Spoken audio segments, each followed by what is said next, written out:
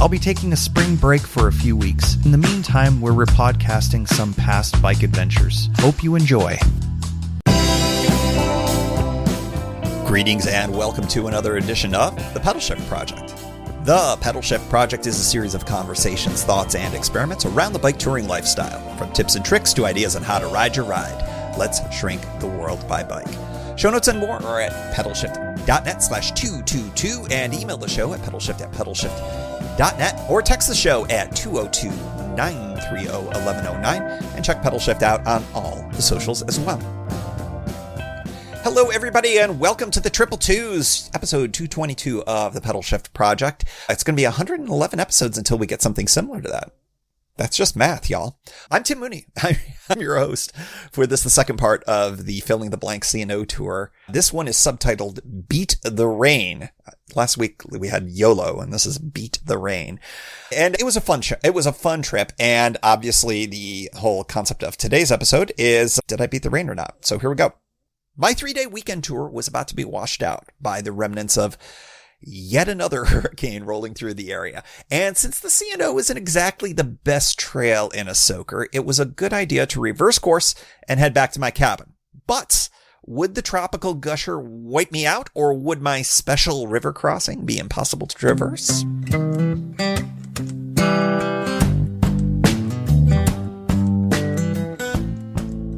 Good morning. Day 2 of what I think I'm going to call the YOLO. I don't know if I'm going to call it the YOLO C&O, but I'm reflecting a little bit on my breaking of various rules yesterday. It depends on what happens today. So this morning, beautiful, gorgeous morning, plenty of clouds in the sky. It's weird. I've noticed Americans, we say clouds, and I think everybody else says cloud. We pluralize it. I don't know which is right, but I don't know. I'm used to clouds. Anyways, clouds in the sky. And so far, only one person has ridden by this morning. It's about 7:45 right now. I woke up a little bit after 7, and I was surprised that it was that late. I slept pretty well, I think, all things considered. And as I mentioned, dry. And it looks like I'm going to get at least a couple of hours of dry riding, which is pretty good, because I would say if I had a choice of which section of the trail I'd like to be dry, it would be this stretch here for the next couple of hours of riding to Williamsport. And it's actually not, it may even not be that long to get to Williamsport, depending on how many breaks I take, et cetera, et cetera. The trick right now, of course, is packing up in the right order. I'm very excited that because it's dry, I can be a little bit more circumspect about how I pack things up, because what I need is for my rain gear to be easily accessible. And I think that the best way to do that is to just lash that on the outside of my gear, because I know I'm going to need it at some point today, and I don't want to have to pull over and dig through bags. And the way I have things set up with my dry bag that sits on top of my panniers, access is there, but it's just not super great. And of course, I have bike touring brain and always forget things. I am going to probably take the next half hour or so and continue to eat things and drink coffee and get going. The espresso maker worked out like a charm this morning. And I think, although it's a little bulky and it's a little heavy compared to what else I could be bringing, it's actually not that much bigger from a bulk perspective than the AeroPress.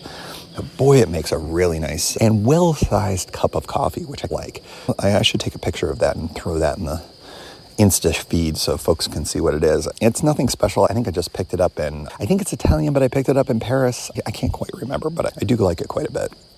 It makes a nice cup of coffee, or a nice espresso, I should say.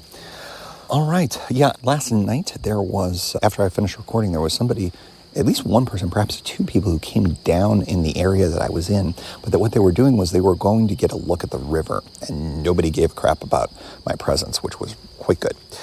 It wasn't like I was in the middle of where they were. They weren't dropping within 10 feet of me, but I'm probably about maybe 30 meters away, give or take.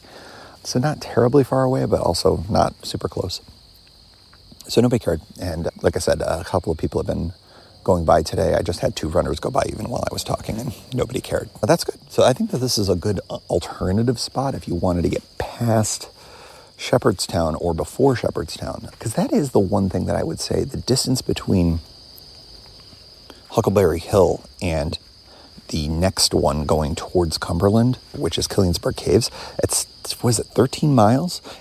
I think it's the longest distance between campsites other than between DC and the first campsite, which is 16 miles. So it's, when you're used to them sometimes as low as 5 miles between them, it is quite a stretch. So it is nice to know that this exists as an alternative if somebody's in the other spots, etc., etc. Also, it's just an extra mile or two to the Killiansburg Cave campground. But for me last night, this worked out great because I do having a campsite to myself. And since I had already gone by it and seen that there were people there with tents up, I knew that I wasn't going to get that. Not a normal thing, but this is a holiday weekend. The weather was excellent yesterday, and I know tons of people were probably planning trips this weekend. So I feel there was somebody in the Facebook comments who had said that they were going to start today for their C&O and perhaps even Gap ride. And that's unfortunate because I think the next couple of days are going to be pretty wet. But I think we'll get out a good, maybe not a half day, but close to it. If you started really early, unlike me, you could get a really good ride in today. One other thing that I forgot to mention is that I was bummed about pawpaw, meaning the fruit in the trees, that I thought I had missed it because I think it's late September is when the fruit tend to ripen. And then I think just like last year, as I was thinking about pawpaw, I roll up to a tree that had fruit in it, and they looked ripe. They hadn't dropped yet. And I think I'd been told by folks who know more about these things than I do that the pawpaw fruit is best when it is so ripe it falls from the tree, but like you don't want to have rotting fruit. So I did pick the two, and I think that they're going to finish ripening a little bit before I cut into them. And so I'm going to bring those home with me, which is exciting. Nice little sign of fall as well. So I think that's a pretty good catch-up of stuff I forgot about for day one and a preview here for day two.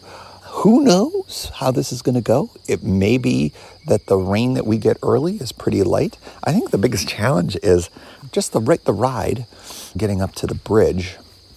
I think I'm going to take that bridge again, and hopefully the timing is right like it was last time where I can just scoot right over.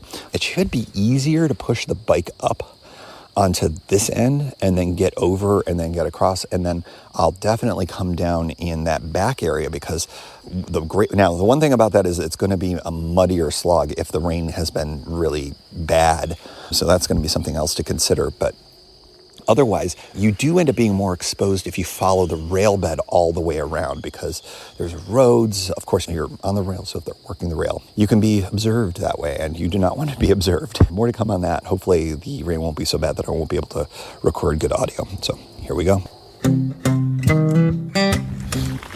So I'm a few miles outside of Shepherdstown, and if you were the guy with the family biking, with the kitty litter panniers, I screwed up because I didn't realize, I think you were saying hello. So, hello, if that was actually you saying hello. If not, never mind. About 9:30 or so here at Dam 4, just somewhere in the low 80s mileage marker wise. And got a good couple of pictures here. I have to be honest, I'm not sure when this rain is coming. It's really a nice day for riding, at least out here. And temperatures are probably sneaking into the 60s at this point. It's warm and muggy enough that I've got a decent sweat going on, but no sign of rain, at least for the next hour, or maybe even more. Yeah, it looks like I'm going to be able to bang out the miles at least to Williamsport, and perhaps even a little bit further, which is fantastic. It may make me regret not adding the third day, because conceivably I could have just ridden until it started raining, then find a campground and then ride that out. But I think that tropical storms are nothing to sneeze at. I think it's back down to a tropical depression at this point, but haven't really checked. It was not going to be relevant to me until I had a roof over my head. Foliage, as I had mentioned, down here in the valley is a lot less abundant than it is up in my neck of the woods, literally. And it's just starting to maybe think about changing color in a few spots, but still well worth the ride this time of year. It's just fantastic. But in another, we'll call it a couple of weeks, it's going to be fantastic.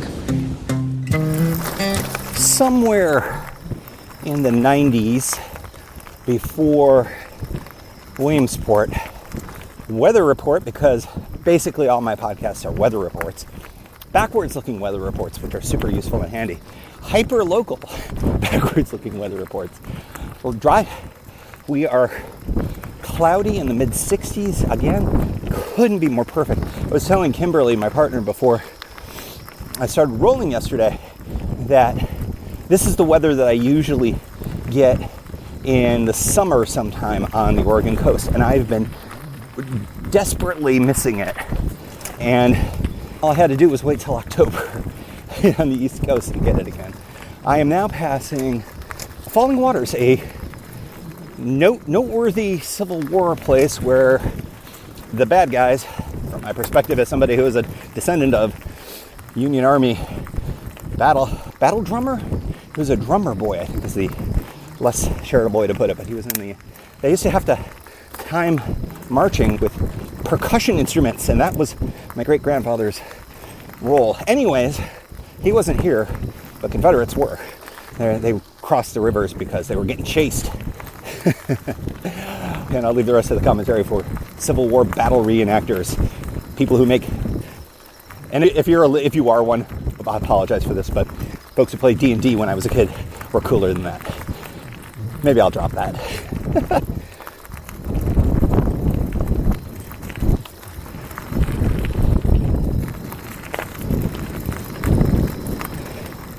So just passing Falling Waters, a historical Civil War thing. Memory serves, Confederates got chased across the river. There is your Civil War reenactment update. All right, so I am seeing a bunch of folks biking, but as it is getting cloudier and darker, I'm expecting to see fewer and fewer people because, again, the rain is coming. So I think there were some good outdoor fitness types who got out on their bikes and got out hiking in the morning here, but it looks like from the afternoon on we're going to get rained on. My hope has been always to get to Williamsport before the rain started and see if I could just refill my water bottles, just to have 2 good full water bottles for the last, we'll call it 20 miles or so of the ride. And it's a weird 20. Of course, I've got the 14 or so to the bridge. I gotta maneuver that, and I guess I don't count that in my mileage, even though you gotta figure that's probably a mile's worth of bushwhacking and rolling and whatnot.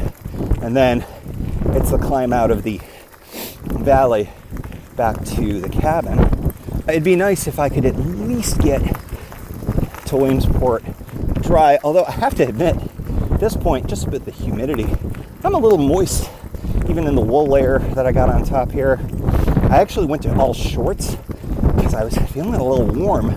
Just unzipped the convertible pants that I was wearing. I'm glad I did because I think I would be too warm with pants under the rain pants when I do make that conversion. To be honest, the timing would be great if the rain started after I got all of my stuff taken care of and could pull together the rain gear, but I'm perfectly happy for it to hold off. I said at the beginning of the morning that I was going to have the rain gear be outside so I could quickly grab it, and when all was said and done, I just decided to rotate my top rack bag there 90 degrees so that it goes parallel with the bike frame, or in line with the bike frame, and then it's just easy to get at stuff. It's easier to get at my lunch, it's easier to get in the other pannier for the rain gear, so it just works out a little bit better that way for me, and I'm glad I did that. Mileage has been good. Bike, it's been great. This, of course, bike has been not on the trail since its rebuild, and it's performing quite great. I think I had mentioned the rear fender had broken in a way that's really irretrievable. I was able to fix it with some rubber bands and some electrical tape in classic MacGyver style, and that's behaving for the moment, and I may not need it for too much longer, so that's really good. Passing by Cumberland Valley, hiker-biker, first campsite with nobody in it. There have been folks in every single one of the hiker-bikers that I have gone by today, which is pretty remarkable considering what's gone the way. There are a group of older gentlemen that you could tell they are hunkering down. They're just getting ready. They got their fire rolling. It didn't seem like they cared one way or the other what the weather was going to be. They were ready for the long weekend. But nobody in Cumberland Valley, which is actually a really good one. I rate that one pretty high. I don't get the chance to camp there very often just because of its location. It just doesn't seem to hit the rhythm of my riding needs so much, given where I tend to start from and where I tend to finish. And it'd be a neat goal one of these days to spend a night at every single one of the 30, I think it's 31 official campgrounds. But I've been finding it's funny. I've been choosing a few stealth spots here and there in recent trips, more so than I think this year than any season, which is interesting. I guess the volume of which I've ridden the C&O is higher, which sort of makes sense considering gestures broadly, not really all of this. I have not been taking as many pictures of things, and I have a funny feeling I'm going to regret that. I'm going through what more amounts to a yellow tunnel right now. And it's interesting how, even on a cloudy, diffused light kind of day, how the light changes going underneath a canopy of yellowed leaves as opposed to the green leaves, because it just transitioned back to green. Just fun to see that. I think, as I mentioned, Williamsport will be a break. I will attempt to eat the rest of my burrito bowl. I didn't finish that for breakfast, and I think my burrito itself is probably on the soggy side. And so if I don't need it, I won't eat it and just save it for home, because I think it'll have to be deconstructed at this point. But I do have that half of a burrito bowl, which was originally supposed to be my entire breakfast, but just couldn't get it all down, and that's fine. And been powered by Pop-Tarts as my kind of riding food, which again, they're not good for you. They just aren't.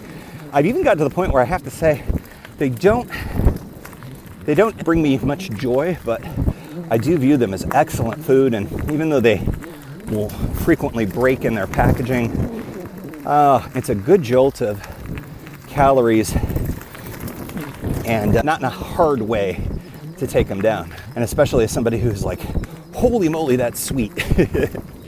They can tend to be a little bit much, but it has proven to be effective for me on rides like this, so I'm going to continue to do that. Maybe a half hour worth of riding till the break, maybe less. Depends on how much speed I get going here. Rolling really nicely. About mile marker 105, give or take, and the weather's still holding up, which is great. And obviously that means the trail is dry. I am not. I am drenched, it feels uncomfortably so. It's funny, it's in the 60s, but yeah, that humidity, it's pretty powerful. So yeah, I'm going to be very much looking forward to getting out of these clothes at the end of all of this. But that's at least a solid couple hours away. And that would be if I'm really efficient. So figure I got about an hour of riding until I hit that bridge. It took me an hour to get from that point, from the cabin to that point, but that of course was mostly downhill, so it's going to take me longer than that. So you got to figure that I'm closer to 3 hours from this point. And if the rain, if the rain held off that long, that would be miraculous. Like I said, I'm in a place right now where I'm already wet from sweat. A little bit of rain won't be so bad. Not so much that I don't think I would put the rain gear on. It's just the hypothermia is nothing to mess around with, and those droplets will certainly be a lot cooler than whatever's on my skin right now. Anyways, so rolling. Surprising amount of people on the trail in surprising areas too. We are very much in between here and Hancock. We're far enough away, I think, from Williamsport that I'm not going to have too many people this direction that'll be circling back. Perhaps a few, but we're far enough away from Hancock, which is the next major point, that you're not going to get folks from that end. So I expect it to be pretty quiet for the rest of the time here, and listening to some podcasts. But I think as I sit here in the quiet, it's nice to hear the wildlife, even that ambient buzz of cicadas or crickets or whatever they are. It's just it's a soundtrack to a nice fall day, and that's fun. All right, no time for dawdling. Let's get rolling, Skippy. Don't call me Skippy. Just don't do that. Maybe about a half hour or so away from the bridge crossing. And I was just taking a break here, more so just energy-wise. I think I should pull out some more food, fuel up a little bit before I get rolling again, because I'm feeling a little fatigued. Not terrible, but just a little fatigued. I have been going at it pretty hard since 8:30, so it makes some sense. I just heard what I thought was the first raindrops, even though the weather app is still suggesting that there's no rain for a bit. And I was also to dig in, grab my rain gear, and then I realized it was just a little puff of wind that caused a few leaves to knock into each other on the way down, coming off of the tree that I'm near right now. Funny, but very fall. Looking forward to continuing the ride. Boy, I'm sure I'm going to get rained on at some point. There's no question it's going to happen. But as I look at the map of the radar, which is of course on top of the map, I think the Appalachian Mountains are helping me out a little bit to split the remnants, or there's at least two arms of the remnants, and I might be in a dry slot, and that might be a big reason why I might be in better shape than I ever thought I would be. It's crazy that it's entirely possible, especially if this is my last break, that I will get off this trail and there will be no rain. It'd be great if I could get across that bridge with no rain too, because that would be fantastic. All right, time to grab a snack and get ready to roll again. Greetings from the bridge crossing. I'm going to wait a couple of minutes here and chat with you before heading across. However, I think I'm going to roll a little bit first because I am still visible from the trail. And a couple of bike tourists were behind me, fully loaded, and I didn't want them to think that this was some creepy thing. I got a look from them as they were rolling by. Yeah. It also can be confusing because if they were looking for the Western Maryland Rail Trail, as another bike tourist was doing on my original crossing, this is very close to the access point, so it can be confusing. I am also going past the point where I moved just a little bit of brush to make it easier for this return trip. I'm grateful I did some of that. I wish I had done more. Must have been much worse. So we'll keep going. And then we're gonna hang tight for a moment, see if I hear any movement or train horns, mostly train horns. And I haven't for at least a few minutes, so I think we'll stick right here for a moment. I don't know if it picks up on the microphone, probably not. You can hear I-70 from here. And there's a very distinct difference between road hum and that of an oncoming train in either direction.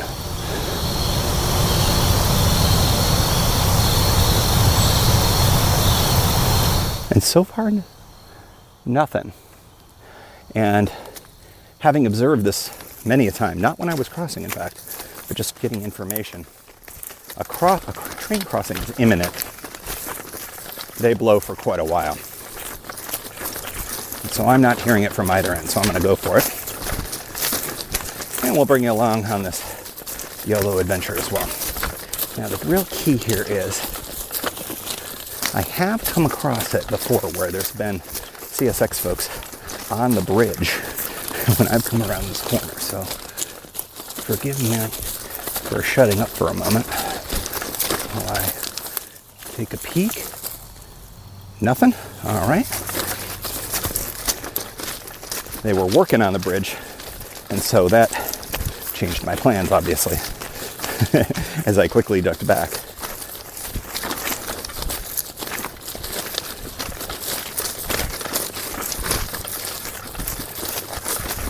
A lot of old rail spikes, a lot of busted metal pieces and stuff like that. It seems to be, actually like for the rail ties themselves. That's fascinating. Surprised they don't take them with them because although they're pretty heavy, I'd imagine that they've got some value to them. Maybe they aren't bothered by it at all.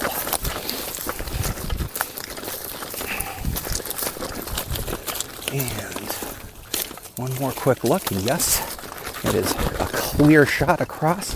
The only thing I see in my way is the same nailed down orange cone from before. You'll forgive me for not taking any images of this I have thought a bit about this. I've only talked about this in passing on the pod before. I don't recommend this. Okay, now as you can hear, we're on the bridge itself. Do at your own risk, etc., etc. And know that this is not designed for this. But as I've said, I do think with a modicum of caution you can be very safe on this. But not for the faint of heart. If you're not into heights, you do not want to do this. If you don't trust nailed in 2x6s to hold your weight, you're not going to want to do this. You can hear that the stuff shifts as I walk across it. Okay, this is going to be the trickiest part because this is the broken, oh boy, yeah, just looking at it. It's a rotting thing. They put that cone there for a reason. And just getting the pedal around this is something, and then I got to get the panniers around it. There we go. Not too big of a deal. And now a straight shot across. We'll see if I scare the pigeons again, like I did on the way here. Beautiful day for a fully overcast, cloudy day.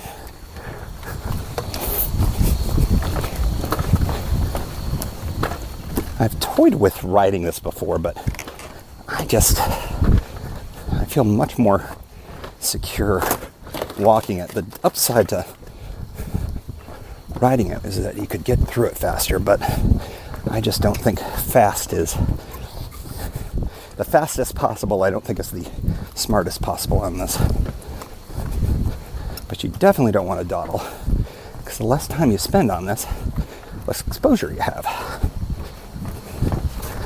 And granted, it's a Sunday, so I'm not sure the bulls are super active. Just stand here for a moment, enjoy the view. This is a killer view for all sorts of reasons. There aren't the usual impediments to your vision as you stand here, so you get a really stellar view. I've taken pictures of it before in the past. You can dig those up. I just didn't say where they were from. Yeah, I haven't done this in years for good reasons. This is not, if you don't need to do it, you shouldn't do it.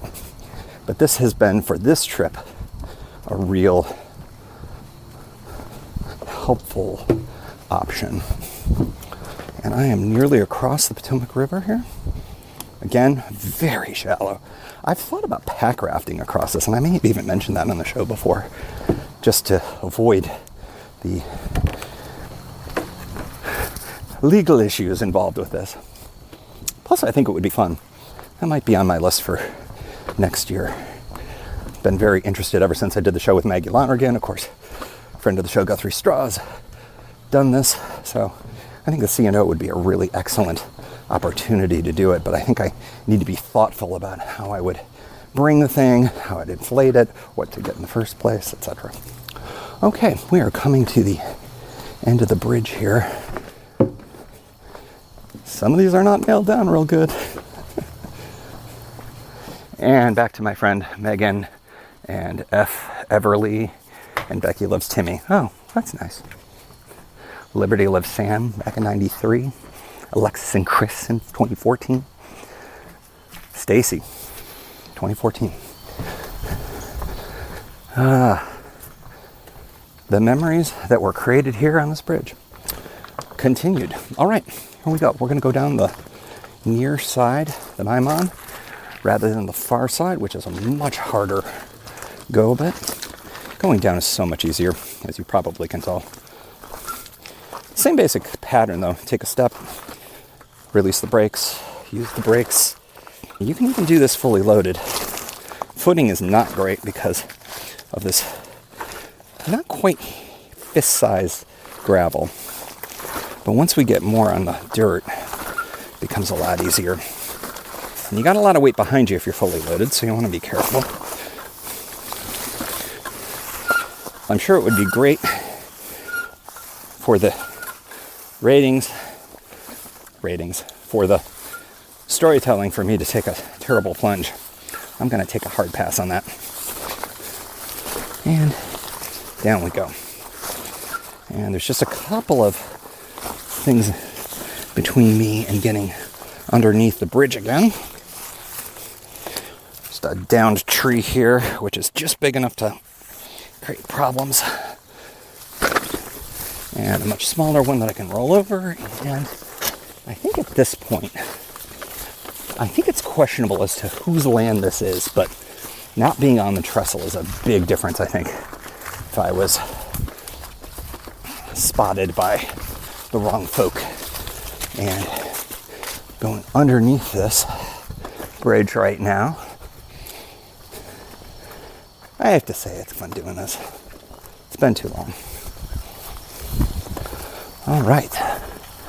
And now on the other side of the bridge, can see, actually I'll take a picture of this.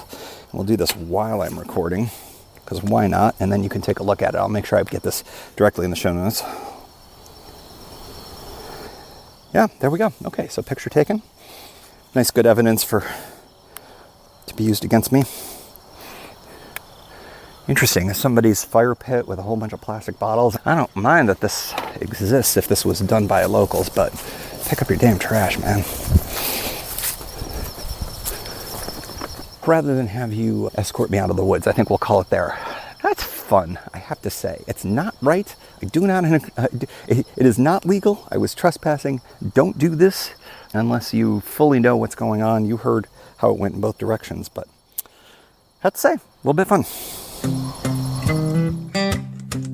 All right, Cherry Run Road. A little bit of climbing here and there, a little bit of downhill here. Take you along with. Classic kind of backcountry West Virginia road. Pardon the background windy noise, but as you can tell, I'm coasting.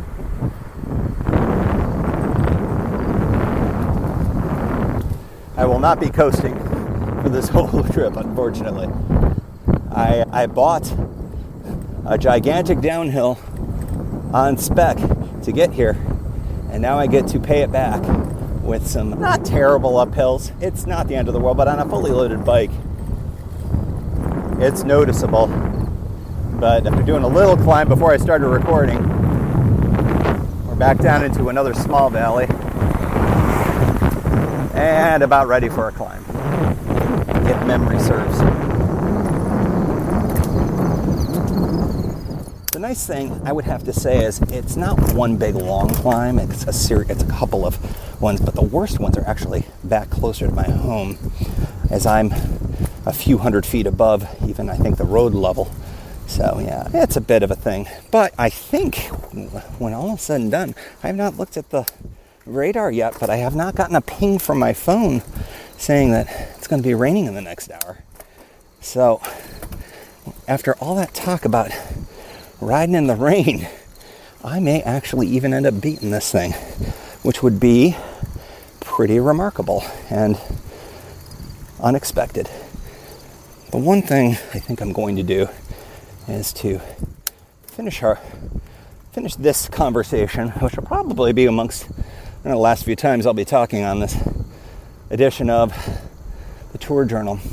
But I think I'm going to go helmet and lights, because folks around here, while they do see bikes from time to time, I think it would be better if I was fully lit and ready to make myself be known in a more prominent way. So once we get up here past the dogs that they put up a little fence there, because these dogs always used to chase me.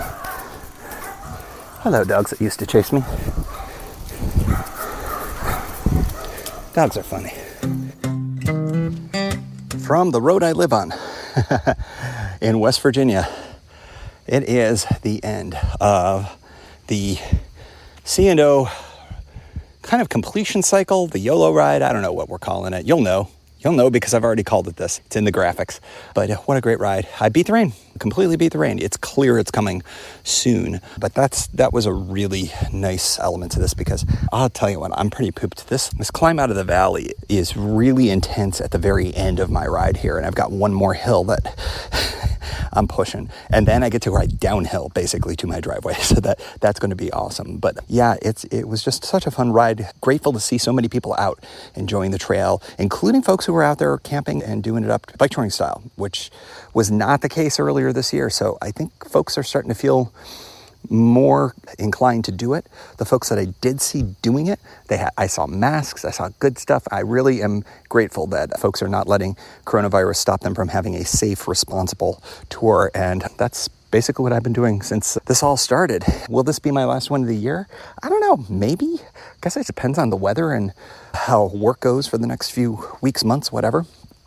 Who knows? Maybe I'll get out for something on the more winter side. But with the prospects of a winter tour in Florida pretty dim at this point, from my perspective, maybe I'll try something a little more wintry, or at least a little more campy focused than bikey focused. But definitely the bike will be involved. But tell you what, for the fall, this was a gorgeous, fun time. And I look forward to getting inside, peeling off the sweaty clothes, and enjoying a big, long soaker of a rainstorm that I will not be camping in. So there's that.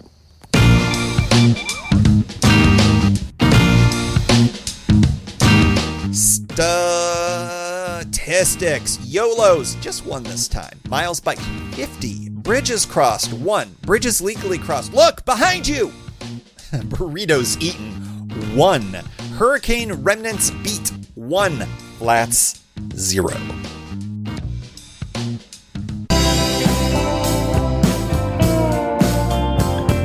Thank you for joining. You can find Pedal Shift at pedalshift.net for more great bicycle touring content.